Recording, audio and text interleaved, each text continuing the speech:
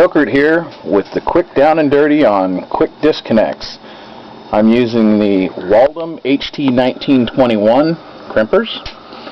In between the A and B, there's a perfect spot for crimping quick disconnects. Your wires, you want to strip them about 3/16 of an inch. Pretty basic, pretty simple. Stuff your wire in. Put your quick disconnect into the Waldom. Squeeze that bad boy, check it, release it, check it again, it's good to go. I'm going to do a couple of different ones for you. Even though this is a quick down and dirty, these are the U-shaped ones.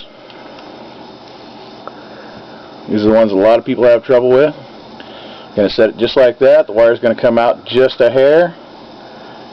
And this one, I have trouble with these because my hands aren't that strong anymore.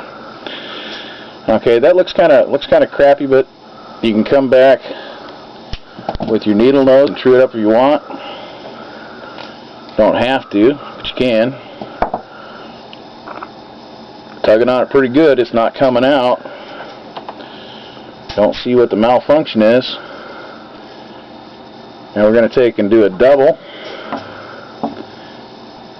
Now with these shielded ones like this, I like to make sure that I see the crack in the middle. That way I can center it up correctly. Just gave her a good squeeze. 2 wires in there, pulling on them. They're not coming out. Done deal. Any questions?